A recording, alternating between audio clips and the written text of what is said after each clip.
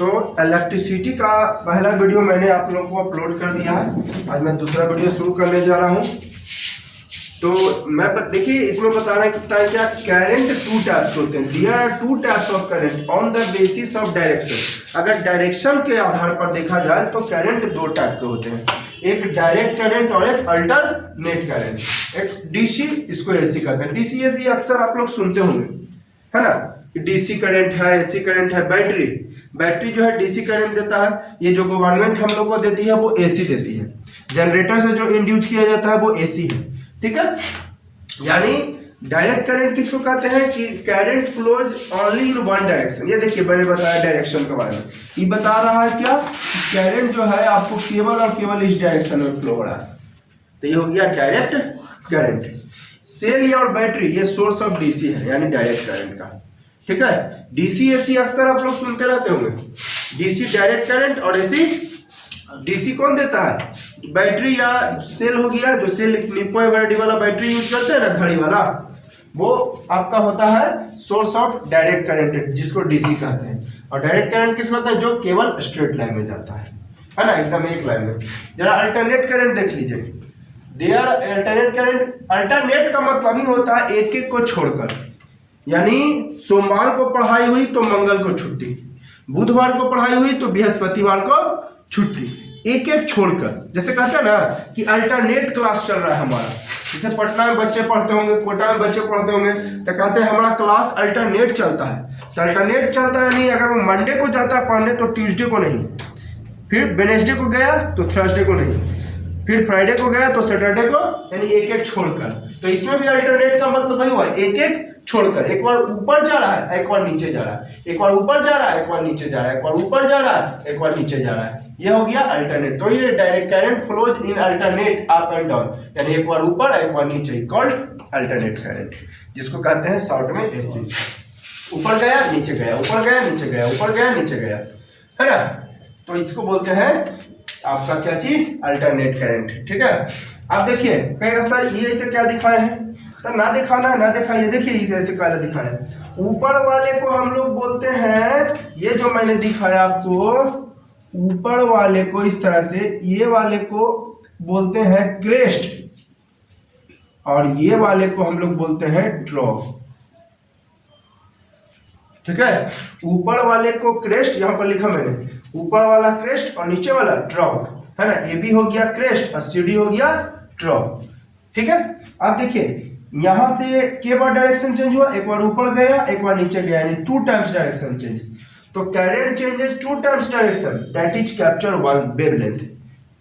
ये वेवलेंथ क्या हुआ कि डिस्टर्ब, वेव मतलब पहले समझिए, वेव का मतलब डिस्टर्बेंस इन द मीडियम, है ना। साउंड में आपने पढ़ा होगा वेव डायरेक्ट के बारे में, मीडियम में डिस्टर्बेंस। जैसे कि आपका स्टोन जो है, a stone is thrown in the water.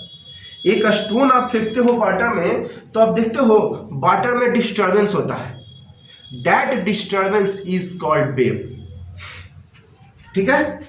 Stone अगर आप वाटर में फेंकते हो तो पानी में हलचल होने लगती है। ध्यान से देखिएगा तो एक बार पानी ऊपर जाएगा, फिर नीचे जाएगा, फिर ऊपर जाएगा। अगर नहीं है तो आज ही प्रैक्टिकल कीजिएगा, बकेट में वाटर रखिएगा, है ना। अगर चौड़ा सा बकेट हो तो और अच्छी बात है। आप देखिएगा कुछ गिराइए उसमें, तो देखिएगा एक बार पानी ऊपर गया फिर नीचे गया, ऊपर गया फिर नीचे गया। तो वही मैं इसको डायग्राम में दिखाया हूँ, ये ऊपर गया फिर एक बार नीचे गया। ये ऐसे अपना मन से डायग्राम दिखा दी है, ऐसी बात नहीं है। अब जो है पानी में ढेला मारते हो तो एक्चुअली ऊपर नीचे जाता है। उस तरह जब करंट फ्लो होती है तो एक्चुअली एक बार ऊपर जाती है एक बार नीचे जाती है, ऊपर जाती है एक बार नीचे जाती है ना।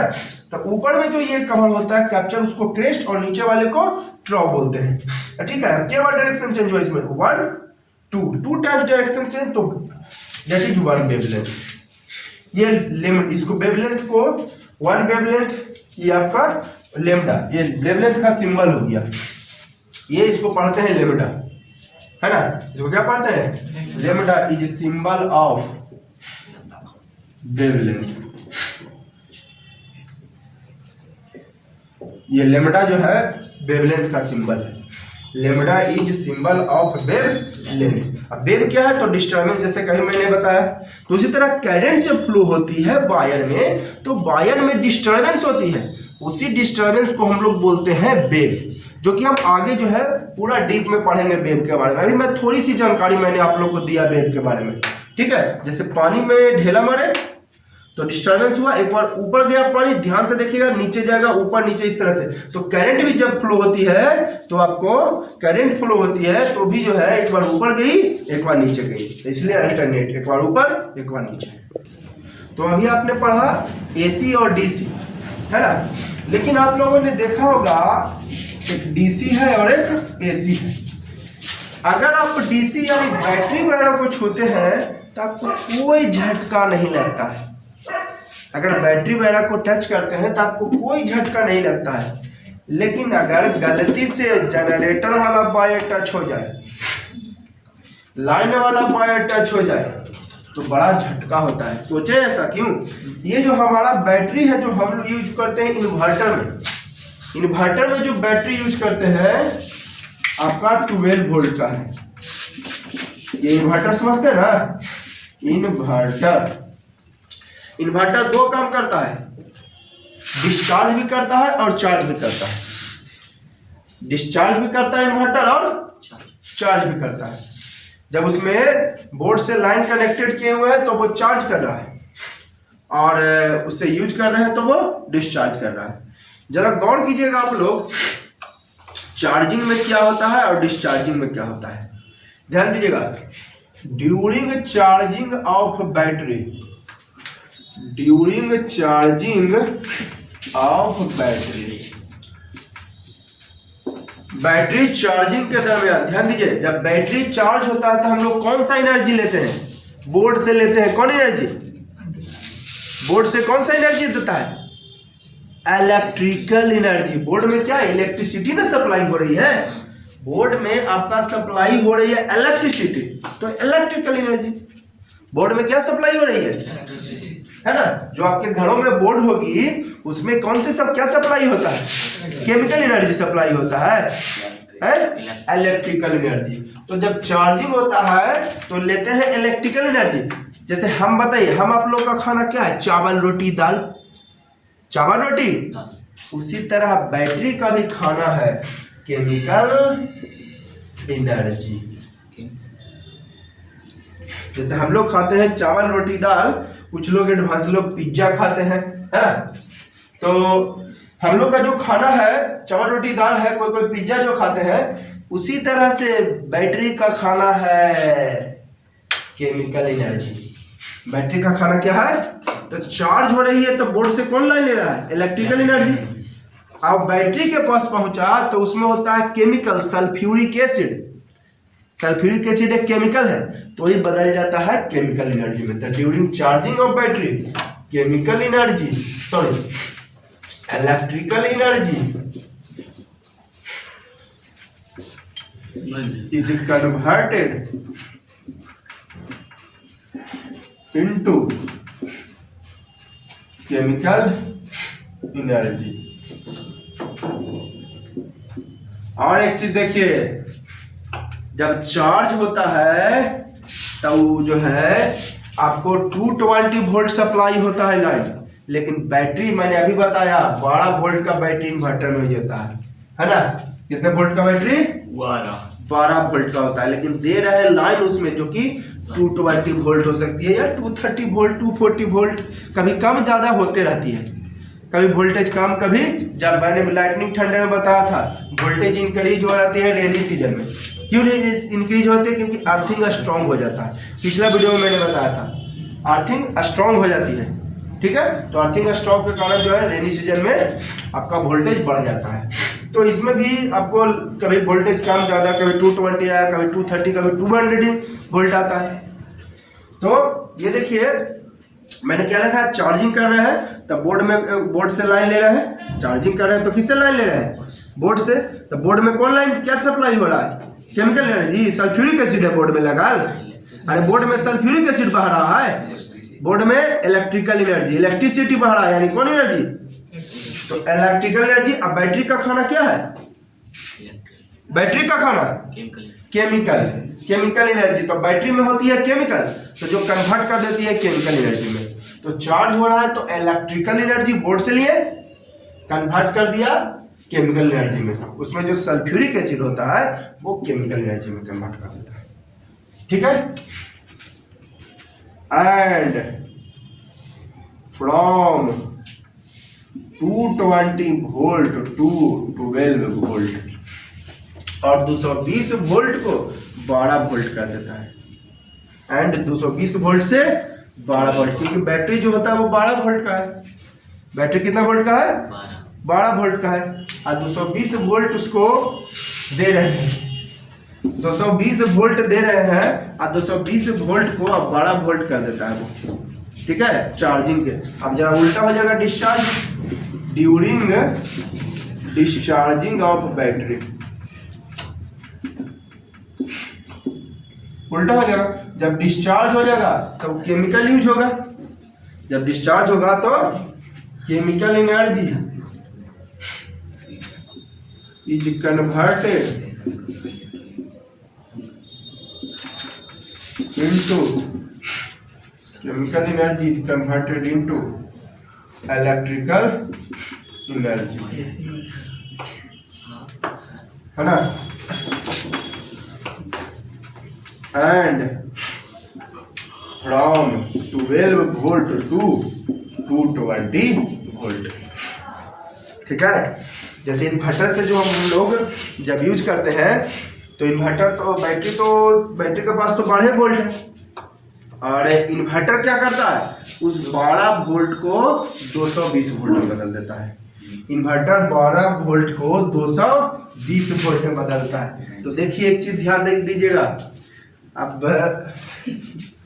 12 वोल्ट का बैटरी है, वो आपका 220 वोल्ट हो गया। तो कौन कर रहा है? इन्वर्टर। तो इस ड्यूरिंग में क्या होता है, देखिए तो इन्वर्टर 12 वोल्ट को, तो इसको कुछ एनर्जी चाहिए ना। 12 वोल्ट को अगर 220 वोल्ट में बदल देता है तो क्या करता है ना, इस ड्यूरिंग में जो इन्वर्टर है वो लगभग 20 से 25% एनर्जी को वो खुद यूज कर लेता है। यानी अगर 100 एम्पियर करंट दीजिएगा ना, तो 20 से 25 एम्पियर करंट जो है आपका इन्वर्टर यूज कर लेता है। तो इन्वर्टर से हम लोग जब करने यूज करते हैं तो थोड़ा ज़्यादा बिल उठेगा, इलेक्ट्रिसिटी बिल ज़्यादा आएगा। क्यों? क्योंकि वो इन्वर्टर क्या करता है, खुद खा रहा है 20 से 25%। अगर 100 एम्पियर करंट दे रहे हैं तो 100 एम्पियर में 20 से 25 एम्पियर जो है वो खुद यूज कर रहा है। ठीक है। जिन्हीं को डाउट है तो कमेंट करिएगा, कमेंट करके पूछिएगा, कमेंट पढ़ना में अच्छा भी लगता है। ठीक है। तो चार्जिंग में क्या हो रहा है, जब बैटरी को आप चार्ज कर रहे हो तो बोर्ड में कनेक्ट किए, तो बोर्ड में क्या सल्फ्यूरिक एसिड फ्लो हो रहा है, बोर्ड में हो रहा है करंट फ्लो, यानी कौन एनर्जी? Electrical energy. अब बैटरी के पास पहुंचता है तो बैटरी में होती है केमिकल, तो वो किस में बदल देता है? तो चार्जिंग में आपको इलेक्ट्रिकल एनर्जी, केमिकल एनर्जी में। और क्या होता है, चार्जिंग होता है तो 220 वोल्ट या 210 वोल्ट, 200 वोल्ट भी कभी कभी 230 या 240 वोल्ट भी आती है, लेकिन जनरली कितना वोल्ट? 220 वोल्ट। और 220 वोल्ट को चूंकि लाइन से चार्ज कर रहा है तो 220 वोल्ट का बैटरी का कैपेसिटी क्या है? 12 वोल्ट। तो इन्वर्टर के थ्रू ऐसा नहीं कि डायरेक्ट, ऐसा थोड़ी ना कि बैटरी से तार निकाले या डायरेक्ट लाइन में खोस दिए, ऐसी बात नहीं है कि बैटरी से आप तार निकाल रहे हो और डायरेक्ट लाइन में खोस रहे हैं।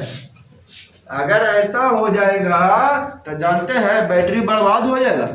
212 वोल्ट के है ये है, 220 वोल्ट दीजिएगा तो बर्दाश्त करेगा जी? वो क्या हो जाएगा?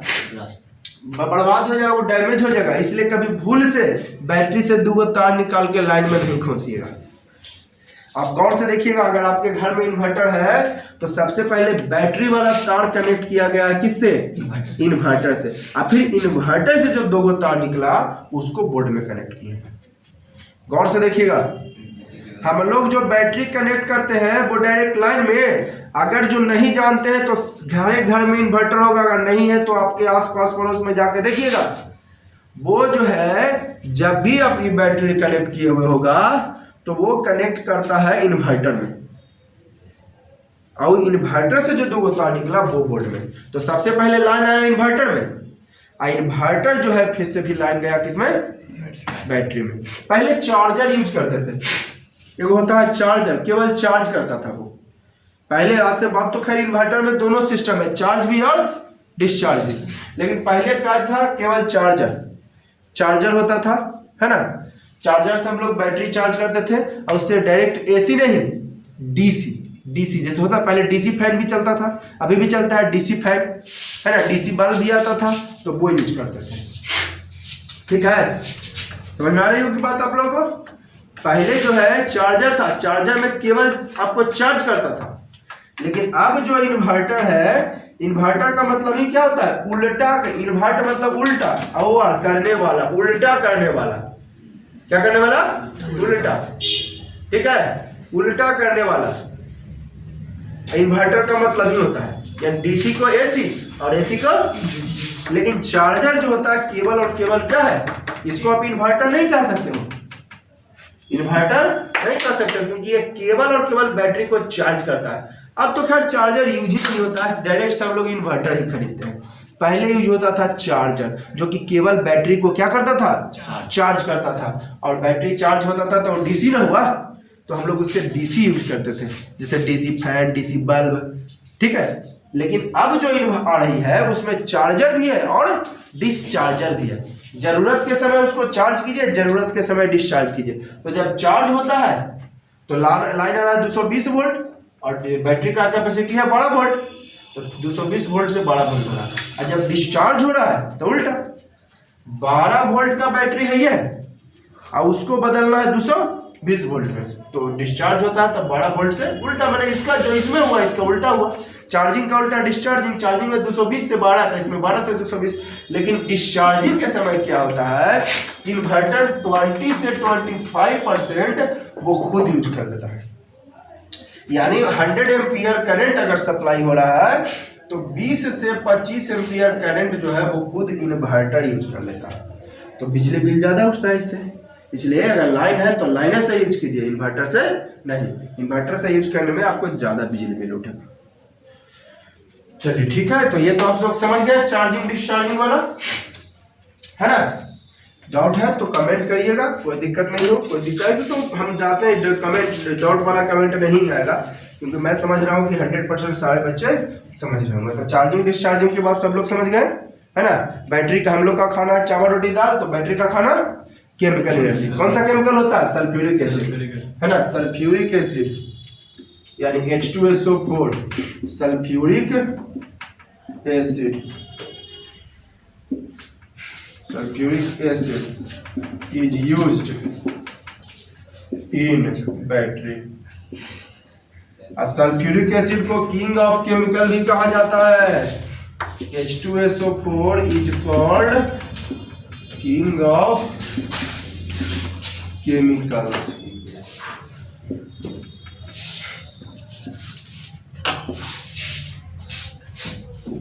किंग ऑफ केमिकल्स कहा जाता है सल्फ्यूरिक एसिड को, ठीक है। और सबसे स्ट्रॉन्ग एसिड है HCl, the strong acid is HCl। चलिए एसिड से याद आ गया हमें एसिडिक रेन, हमें एसिड से थोड़ा याद आ गया एसिडिक रेन, है ना। अम्लीय वर्षा कैसे होती है, देखिए बहुत अच्छा पॉइंट है। चलिए हम जरा सा एसिडिक रेन के बारे में डिटेल में जानकारी लेंगे। अरे एसिडिक रेन के कारण जो है, एसिडिक जो है स्किन हमारा जलता है, ताजमहल का शाइनिंग आज कम गया है, किसके कारण, एसिडिक रेन के कारण। हालांकि एसिड बेस साल्ट में पढ़ना था, चलो रहने देता हूँ इसको, एसिड बेस साल्ट में ही मैं पढ़ाऊंगा, ठीक है। एसिड बेस साल्ट में मैं एसिडिक रेन पढ़ाऊंगा। अभी मैं यहाँ पर हूँ इलेक्ट्रिसिटी, तो चलो इलेक्ट्रिसिटी, एसिडिक रेन मैं बताऊंगा एसिड बेस साल्ट चैप्टर में, केमिस्ट्री का चैप्टर है, ठीक है। तो ये क्लियर हो गया आपको चार्जिंग और डिस्चार्जिंग वाला, है ना। चलिए अब आगे देखते हैं।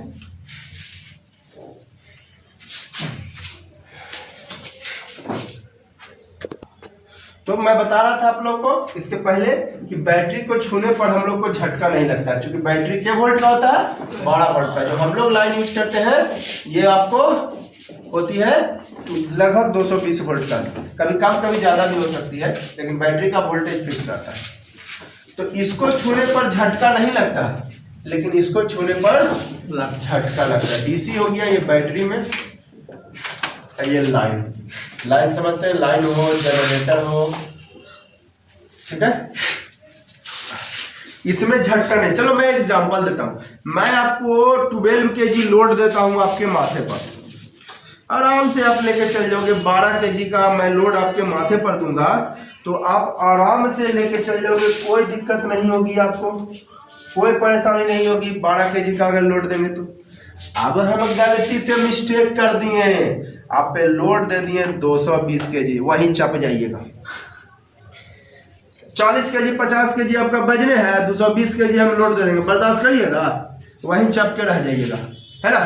तो वही तो बात है जी, 12 वोल्ट जो है अगर 220 वोल्ट है तो 12 वोल्ट कम वोल्ट है, और 220 वोल्ट बहुत ज़्यादा, लगभग गैस का आपको जो है 18 गुना हो जाता है, 18 गुना ये है।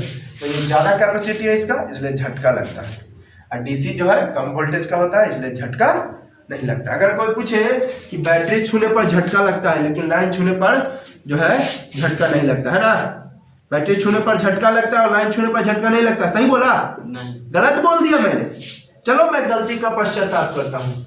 बैटरी होता है कितने वोल्ट का और लाइन 220 वोल्ट का, तब 12 वोल्ट बहुत कम है, 12 वोल्ट बहुत, इसमें झटका नहीं लगेगा। लेकिन इसका 18 गुना 19 गुना हो गया तो बहुत ज़्यादा हो गया, तो इसमें झटका लगने का चांस है। जैसे 12 kg का लोड आप जो है आराम से लेकर चल जाओगे, 220 kg ले जाओगे तो ये इसका कैपेसिटी ज़्यादा है, इसलिए झटका लगता है, ठीक है। अब देखिए ये क्लियर हो गया। कभी कभी बैटरियों को छूते हैं तो झटका लगता है जी। तो कहिएगा सर आप क्या पढ़ा रहे हैं, कभी बोलते हैं झटका लगता है, कभी बोलते हैं झटका नहीं लगता है, दिमाग खराब हो गया है। अरे देखते हैं दिमाग खराब हो गया है क्या मेरा। तो 12 वोल्ट का अगर यही बैटरी जैसे कि मोबाइल फोन वाला बैटरी है, टंग पर रख के देखते हैं, टंग पर रखते हैं तो थोड़ा थोड़ा झटका का एहसास होता है। सोचा है क्यों? अर्थिंग, हमारे बॉडी से वो अर्थिंग ले लिया। और मैंने बताया था बरसात के दिनों में वोल्टेज बढ़ जाता है due to earth strong earthing, lightning के कारण। जो लाइटनिंग हवा कहाँ जाकर डिस्चार्ज होता है? ग्राउंड में, जिसके कारण अर्थिंग स्ट्रॉन्ग हो जाता है। तो वही बात है इसमें, ये अर्थिंग ले लिया, जब टंग पे रखें तो ये अर्थिंग ले लिया और अर्थिंग के कारण उसका जो है वोल्टेज बढ़ जाता है, अर्थिंग के कारण वोल्टेज। तो इसलिए कभी कभी बैटरी को छूने पर भी झटका लगता है, जैसे भीगे हाथों से, वेट स्किन से। If we touch the battery with wet means गीला यानी भीगा हुआ, wet skin, then we feel few मतलब थोड़ा, शॉक मीन्स झटका, तो थोड़ा झटका होता है because voltage is increased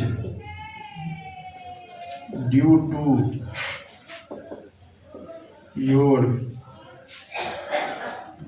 to earthing, direct लिख देता हूँ, है ना। ठीक है, कोई दिक्कत? चलिए यहाँ तक में तो कोई डाउट नहीं हो रही होगी आप लोग को। तो बैटरी को अगर छूते हैं भीगे हाथ से तो झटका, लाइन को तो भींगा हाथ से छूएगा तो और मारेगा। इसलिए लाइन को कभी भीगे हाथों से छूने की कोशिश, बैटरी जो है कम वोल्टेज होता है इसलिए झटका नहीं लगता है। ये 18-20 गुना 18-19 गुना हो गया लाइन, इसलिए झटका लगता है, ठीक है। अगर वही बैटरी को आप भीगे हाथों से छूते हो तब आपको झटका लग सकता है, क्योंकि वोल्टेज बढ़ जाता है, किसके कारण? अर्थिंग के कारण। ये तो क्लियर हो गया, ठीक है।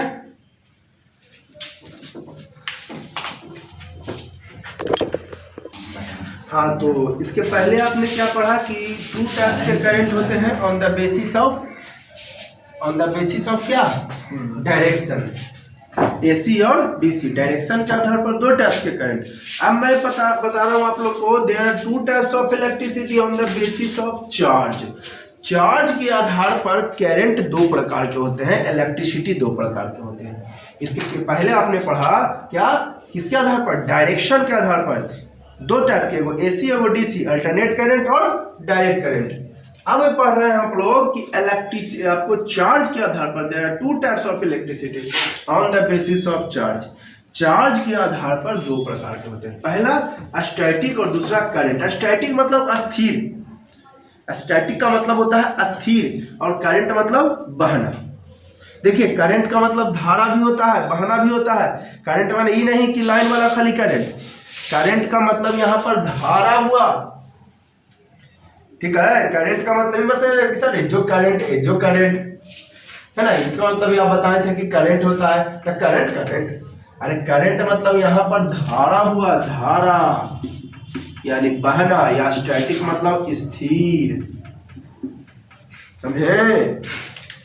जैसे कहे हो ना करंट ऑफ वाटर मतलब पानी की धारा, पढ़े होंगे मैथ्स वाला, इसमें बहुत सारा है। करंट ऑफ वाटर मतलब पानी की धारा, तो स्टैटिक मतलब स्थिर, करंट मतलब बहने वाला। तो स्टैटिक इलेक्ट्रिसिटी क्या हुआ, the electricity which is induced, वह इलेक्ट्रिसिटी जो उत्पन्न होता है bye rubbing between two bodies, दो बॉडीज के रबिंग से, है ना। वह इलेक्ट्रिसिटी व्हिच इज इंड्यूस्ड मतलब उत्पन्न होना, by rubbing between two bodies, दो बॉडीज के बीच रबिंग से, और there is only movement of electron, जिसमें केवल और केवल कैसी का मूवमेंट होता है, इलेक्ट्रॉन्स का मूवमेंट होता है, कॉल्ड स्टैटिक इलेक्ट्रिसिटी। जैसे कि आप लोग तो बहुत प्रैक्टिकल करते होंगे, है ना, कॉम्ब को रगड़ते होगे या पेन को रगड़ते होगे बॉल से, तो देखते हैं ना कि बहुत स्मॉल पीसेस ऑफ पेपर को क्या करता है, अट्रैक्ट कर लेता है, यानी इलेक्ट्रिसिटी उसमें आ गया। लेकिन उसमें केवल और केवल इलेक्ट्रॉन्स मूवमेंट हुआ, चार्ज का मूवमेंट नहीं हुआ। चार्ज का मूवमेंट तभी हो सकता है जब आप बैटरी से या फिर लाइन से, जनरेटर से कनेक्ट किए हुए हो तब। अगर ऐसे ही दो बॉडी, मैंने लिखा ना electricity which is rubbing between two bodies, केवल दो बॉडीज को अगर रबिंग करते हैं, केवल और केवल दो बॉडीज को रबिंग करते हैं, तो उसमें केवल और केवल इलेक्ट्रॉन्स का मूवमेंट होता है ना, लिखे ना, only movement of electrons. Charge के बारे में चर्चा की है, इसमें चार्ज का मूवमेंट नहीं होता है। यहाँ पर लिख देता हूं, note there is no movement of charge, there is no movement of charge in the case of static electricity. Static electricity के केस में चार्ज का मूवमेंट नहीं होता है। अब example, rubbing between ebonite rod and glass rod. Ebonite rod और glass rod को rubbing करते हैं, तो दो बड़ी रबिंग किए केवल किए हैं, ठीक है। अगर जनरेटर से कनेक्ट हो, लाइन से कनेक्टेड हो, बैटरी से कनेक्टेड हो, तभी वो उसमें चार्ज फ्लो हो सकता है, अदरवाइज ऐसे चार्ज फ्लो होने वाला नहीं है, ठीक है। तो देखिएगा, समझ गए होंगे स्टैटिक इलेक्ट्रिसिटी, वह इलेक्ट्रिसिटी जो इंड्यूस होता है रबिंग बिटवीन टू बॉडीज। जैसे कि कंघी को पेन उनको रगड़ते थे ना बाल से, तब दिखते थे छोटा छोटा कागज अट्रैक्ट करने लगा, यानी उसमें इलेक्ट्रिसिटी फ्लो हो रहा है। पर केवल और केवल इलेक्ट्रॉन्स की चार्ज की दोनों केवल, ये समझ गया स्टैटिक इलेक्ट्रिसिटी। अब देखिए करंट मतलब धारा, बहने वाला। तो वह electricity which is induced by flowing of both charge and electron, वह इलेक्ट्रिसिटी यानी लाइन से कनेक्टेड हो, बैटरी से कनेक्टेड हो, जनरेटर से कनेक्टेड हो, तब वो उसमें चार्ज का फ्लो होगा। The electricity which is induced by the flowing of both charge and electrons, जो चार्ज और इलेक्ट्रॉन्स जिसमें दोनों फ्लो होता है, कॉल्ड करंट इलेक्ट्रिसिटी। जैसे bulb, current is flowing through bulb, current is flowing through fan. जब bulb जलाते हैं तो बैटरी से खाली रबिंग करके बल्ब जला सकते हैं, है ना। दो को रबिंग कर दीजिए, बल्ब को दीवार को, बल्ब को व्हाइट बोर्ड को रबिंग कर दीजिए, बल्ब जल जाएगा। फैन में को रगड़ते रहिए, फैन चल जाएगा नहीं, जब तक कि उसको बैटरी से, लाइन से या जनरेटर से कनेक्टेड ना किया हो तब तक वो नहीं जल सकता है। रबिंग वाला से आपको जो है फैन या बल्ब नहीं जल सकता है। क्लियर हो गई। स्टैटिक इलेक्ट्रिसिटी क्या हुआ कि वह इलेक्ट्रिसिटी जो उत्पन्न होती है किससे, रबिंग से, दो बॉडीज के बीच रबिंग से। वाई इलेक्ट्रिसिटी जो रबिंग से, और स्टैटिक इलेक्ट्रिसिटी में केवल क्या फ्लो होता है, इलेक्ट्रॉन्स, है ना। जैसे कॉम्ब को हेयर को रगड़ते हैं तो इलेक्ट्रिसिटी प्रोड्यूस होती है। कैसे चेक करते हैं कि इलेक्ट्रिसिटी प्रोड्यूस हुई, छोटा छोटा कागज के टुकड़ा को क्या कर दिया, है ना, ग्लास रड इसको रगड़ते हैं तो ये भी अट्रैक्ट कर लेता है, यानी इलेक्ट्रिसिटी फ्लो हुई। इसमें चार्ज का मूवमेंट नहीं होता। और इसमें क्या होता है, करंट इलेक्ट्रिसिटी में करंट मतलब होवे करता है बहना।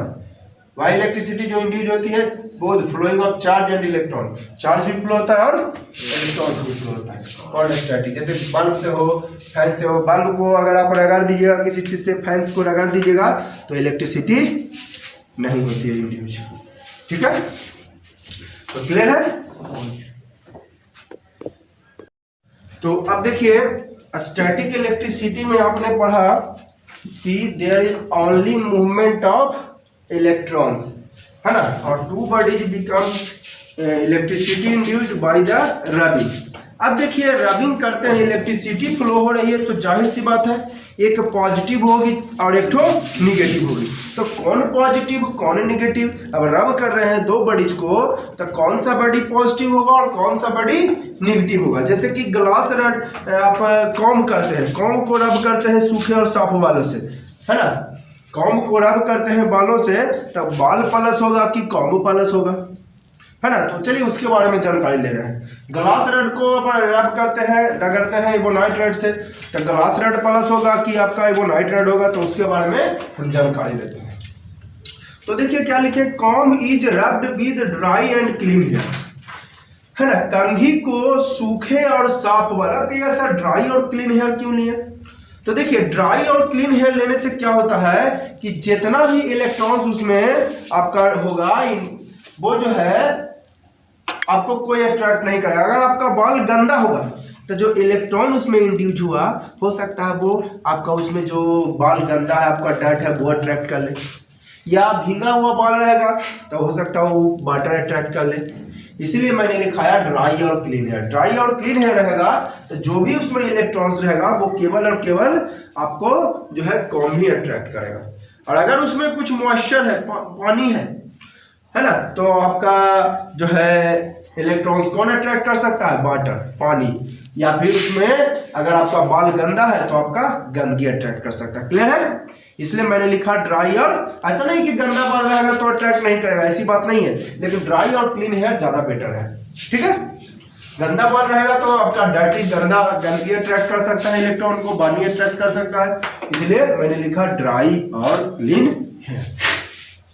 तो क्या लिखा है, comb is rubbed with dry and clean hair then comb becomes energetic. तो कंघी इनर्जेटिक हो जाता है ना।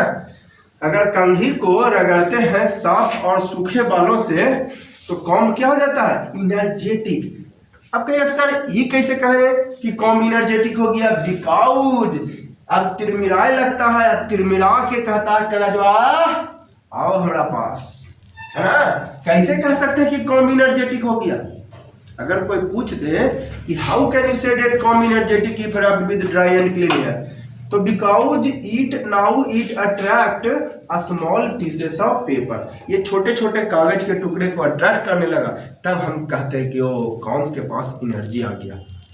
तब पहले से कॉम्ब के पास एनर्जी नहीं था, एनर्जी अब बोल लिया, यानी माइनस चार्ज लेने वाला इमीर की ग्रीम यानी माइनस चार्ज, कॉम्ब हो जाएगा माइनस चार्ज। ठीक है, तब बलिया क्या हो जाएगा, ये लिखिए लिखे हैं लेकिन कॉम एनर्जेटिक हो जाता है, यानी कॉम गेंस यानी इलेक्ट्रॉन लेता है तो माइनस चार्ज, तब बलिया क्या हो जाएगा, प्लस चार्ज। तक याद करने की जरूरत नहीं है, समझने की जरूरत है केवल। मैं फिर से एक बार रिपीट कर रहा हूँ, कंघैया को रगड़ते ड्राई और क्लीन हेयर तो समझ में क्यों नहीं है, क्योंकि गंदा रहेगा तो आपका गंदगी अट्रैक्ट कर सकता है इलेक्ट्रॉन को, आपका पानी अट्रैक्ट कर सकता है, इसलिए ड्राई और क्लीन हेयर। ठीक है, अब देखिए कैसे कह दिए कि एनर्जेटिक हो गया, क्योंकि ये कागज के छोटा छोटा टुकड़ा के पहले कंघैया स्थिर था, आराम से बैठा था, अब क्या किया कि कागजवा के खींचे लगा कि आओ हमारे पास तो आओ, इसका मतलब उसके पास क्या गया, पावर आ गया, एनर्जी आ गया।